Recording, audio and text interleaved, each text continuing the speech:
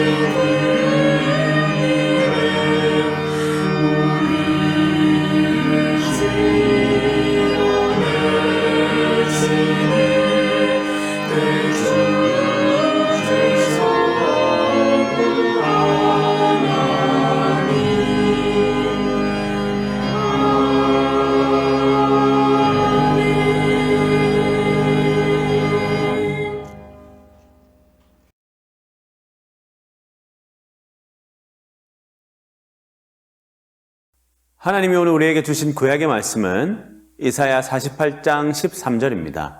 이제 받들어 읽습니다. 하나님의 말씀을 귀 기울여 들으십시오. 과연 내 손이 땅의 기초를 정하였고 내 오른손이 하늘을 폈나니 내가 그들을 부르면 그것들이 일제히 서느니라. 아멘.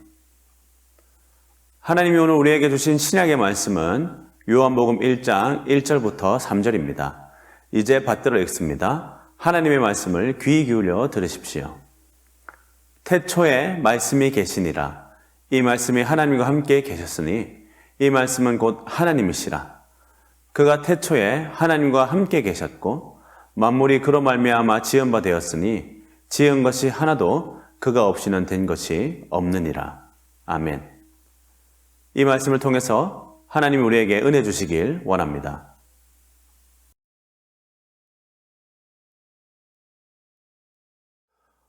오늘 구약성경과 신약성경의 말씀은 창조주 하나님을 우리에게 전해줍니다. 말씀을 함께 묵상하기 전에 그림을 한 장 보시겠습니다. 이 그림은 18세기 독일의 화가 슈노르가 그린 것입니다. 슈노르 가문은 대대적으로 라이프치히를 중심으로 한 화가 집안이었습니다. 화가로 교육받은 뒤 그는 페터 폰 코르넬리우스, 베렐름 폰 샤도 등과 함께 이른바 나자렛파를 이루어서 활동한 것으로 알려져 있는데 이들은 종교관념을 표현하는 것이 예술의 본질이라고 보았다고 합니다. 여기서 보시는 그림은 그런 슈노르가 240장의 연작으로 그려서 출판한 그림 성경 가운데 하나입니다. 창세기 1장 본문에서 하늘과 땅을 창조하시는 하나님의 모습을 그렸습니다. 지구 위에서 하나님은 한 손으로는 땅을 만드시고 다른 한 손으로는 궁창을 만드십니다. 이 모습은 오늘 구약 성경 이사야서의 본문에서도 그대로 받아들여졌습니다.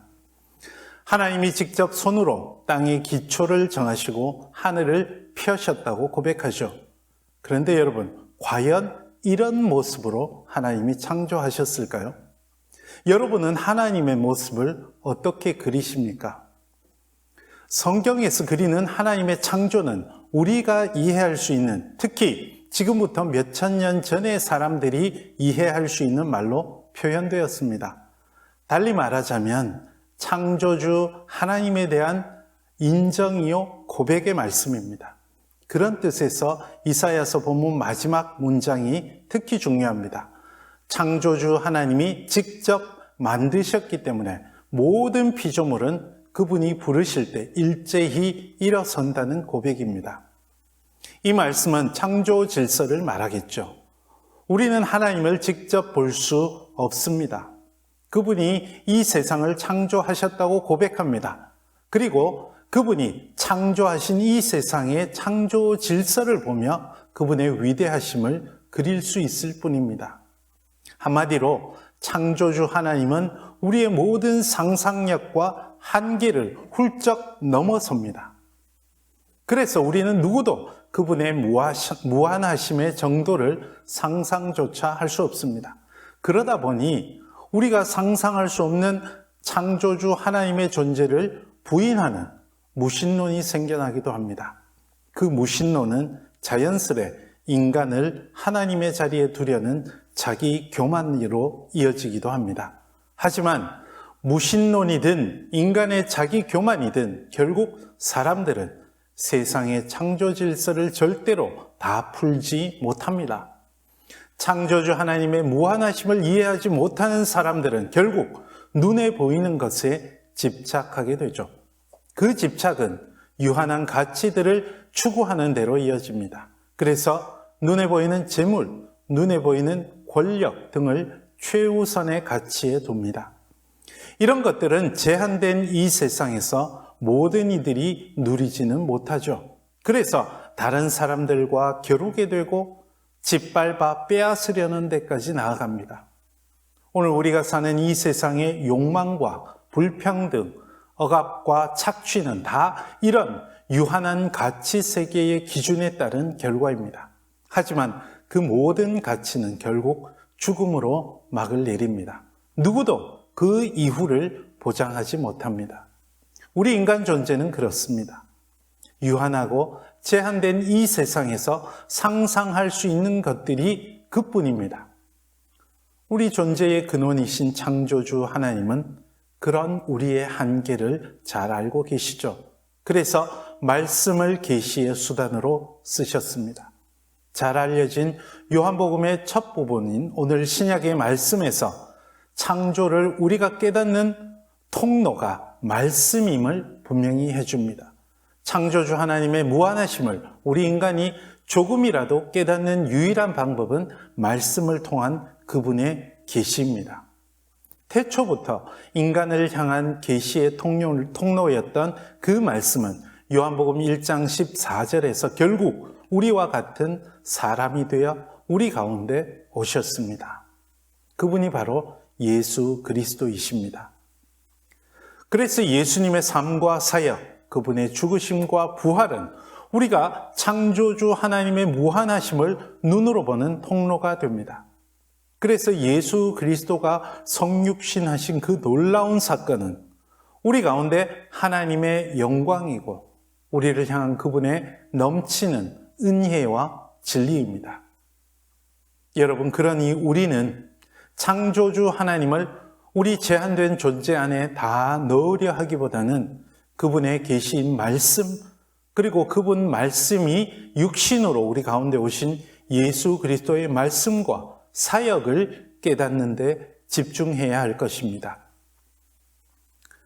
땅의 기초를 정하시고 하늘을 손수 펴신 창조주 하나님이 우리에게 계시하시는 무한한 본성이 무엇입니까? 그분의 사랑, 그분의 정의, 그분의 공평, 그분의 자비가 아니겠습니까? 우리가 추구해야 할 삶의 목적도 그런 그분의 가치가 이루어지는 그분의 나라가 아니겠습니까? 예수 그리스도께서 선포하신 하나님의 나라, 그리고 그분이 보여주신 삶, 그분의 죽으심, 그분의 부활이 우리의 삶의 목적이 되어야 하지 않겠습니까?